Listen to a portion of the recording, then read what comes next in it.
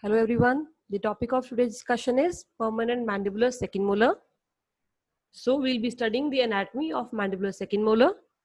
Also, we'll be differentiating the anatomy with the mandibular first molar, and also we'll learn the differences between the maxillary and the mandibular molars anatomy.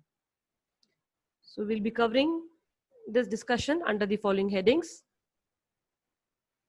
Now, starting with the principal identifying features for mandibular second molar, when we see the mandibular second molar, the occlusal outline is rounded square form. It has 4 cusps, 2 buccal and 2 lingual, whereas in case of mandibular first molar, there were 5 cusps. Other than 2 buccal and 2 lingual, there was a distal cusp. When we compare the mesodistal width, it is not that much wide as it was first molar. On the buccal aspect, in the mandibular first molar, there were 2 developmental grooves. One was mesiobuccal, another was distobuccal. However, in cases of mandibular second molar, there is only one developmental groove, which is the buccal developmental groove between the mesiobuccal and the distobuccal cusp. There are multiple supplemental grooves on the occlusal surface. There are 2 roots, mesial and distal. They are less broader in comparison to the first molar, and they are closely placed. So we can appreciate in the occlusal anatomy that it is roughly a rounded square. It has 4 cusps. The buccal aspect has 1 groove, that is the buccal developmental groove, and on the occlusal view we have multiple supplementary grooves. So whenever we write any tooth, we have to write the nomenclature in this format. Universal notation system denotes mandibular second molar as 18 and 31. In Zsigmondy-Palmer system, it is right of 7 and left of 7. And in FDI system, it is 37 and 47. It is the best way to present the nomenclature for any tooth, whichever is asked for. When we talk about the chronology, the first evidence of calcification is 2.5 to 3 years. Crown completion takes place 7 to 8 years, eruption at 11 to 13 years, and root completion 14 to 15 years. Moving on to the dimensions of mandibular second molar, this will help you to compare it with the mandibular second molar. Mandibular first molar is larger in dimensions in comparison to mandibular second molar. So you have to learn the dimensions in comparison to the first molar. Now moving on to the buccal aspect. The buccal aspect, the crown is shorter and it is narrower in comparison to first molar, because first molars are mesodistally wider. On the buccal aspect, there is only 1 developmental groove, whereas in cases of first molar, there were 2 developmental grooves. On the buccal view, there are 2 roots. One is mesial, another is distal. They are less broader and they are close together. So these are the traits to distinguish between the first molar and the second molar from the buccal view. So when we compare the mandibular first molar, it has 3 cusps: mesiobuccal, distobuccal, and distal. And in the mandibular second molar, there are 2 cusps: mesiobuccal and distobuccal. This is from the buccal aspect. So if I am talking 2 buccal cusp and 3 buccal cusp, that is from the buccal view, not the total number of cusps. Also, when we talk about the developmental grooves, in the mandibular first molar, there are 2 developmental grooves. One is mesiobuccal, another is distobuccal. Whereas in cases of mandibular second molar, there is only 1 buccal developmental groove. The roots are widely spread. They have short trunk, whereas the mandibular second molar will have less root spread and there is long root trunk. The roots are curved in cases of mandibular first molar, whereas in cases of mandibular second molar, the roots are straighter. Also, we can distinguish the mandibular right molar from the left molar from the buccal view, because the distal cusp is smallest buccal cusp in the first molars, and in the mandibular second molar, distobuccal cusp is smaller than the mesiobuccal cusp. So in this way, we can differentiate whether it is of right side or left side based on the presence of distal cusp in the mandibular first molar and the smaller distobuccal cusp in mandibular second molars. Also, the crown shows a taper towards the distal surface for both the molars. So we can appreciate the distal taper and then we can differentiate whether it is of right side or left side. Also, the mesial root is longer in comparison to the distal root. Now coming on to the lingual aspect. In the lingual aspect, there is the tips of the lingual cusp are higher than that of buccal cusp, so we cannot appreciate buccal cusp from the lingual view. When we compare the mandibular first molar with mandibular second molar, the roots are widely spread, they have shorter trunk, whereas mandibular second molar will have less root spread and they have longer trunk. Roots are curved in cases of first molar, however they are straight in second molars, and the crown shows taper to the lingual in cases of mandibular first molar. Okay? So when you compare the traits, we can also compare right molar from the left molar, because when you compare it from the buccal or lingual view, they are similar for both the first molar and the second molar, but based on the presence of mesiolingual cusp, which is the longest for both, you can compare whether it is of mesial or distal, and from the mesial aspect you can appreciate whether it is right or left.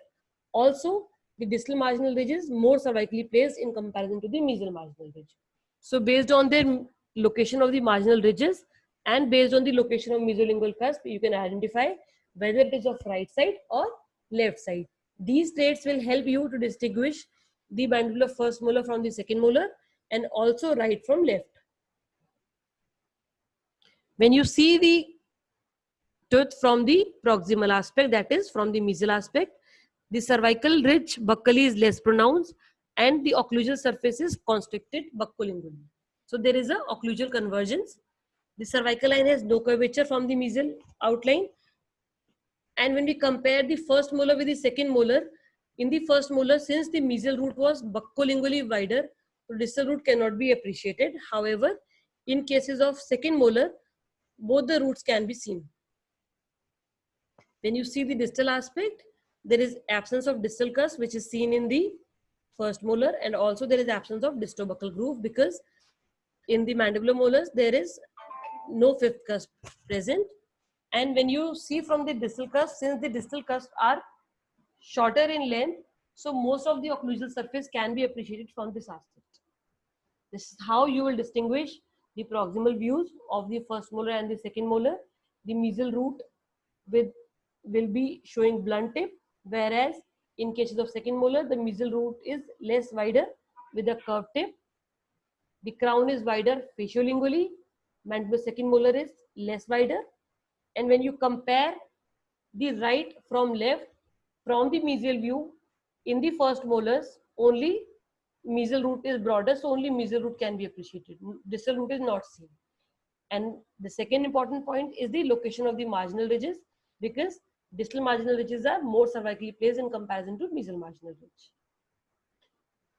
Now coming on to the occlusal aspect. The occlusal aspect is roughly rectangular as it was there in the first molar.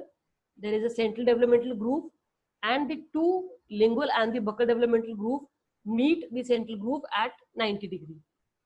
Okay, so we can appreciate four cusps in the occlusal anatomy: mesiobuccal, mesiolingual, distobuccal, distolingual, and there are numerous supplemental grooves which are seen radiating from the central developmental groove. So in the occlusal anatomy, we can appreciate four cusps. We can appreciate three developmental grooves. One is the central, one is the buccal and the lingual, and multiple supplemental grooves. This is the schematic presentation for the presence of the developmental groove, that is the buccal groove, the lingual groove, the central groove, followed by the presence of the three fossas, that is the central fossa, mesial fossa and the distal fossa. Also there is presence of mesial marginal ridge and the distal marginal ridges. This is how we will differentiate the first molar and the second molar from the occlusal view. In mandibular first molar there will be 5 cusps, whereas in mandibular second molar there will be 4 cusps. The buccal cervical ridge is less prominent in the mandibular first molar and it is more prominent in the mandibular second molar. The mandibular first molar can be pentagon in shape or they can be hexagonal in shape, whereas the mandibular second molar will show rectangular shape. The mandibular first molar will show the tapering of the crown from the buccal to the lingual, which is less evident in cases of second molar.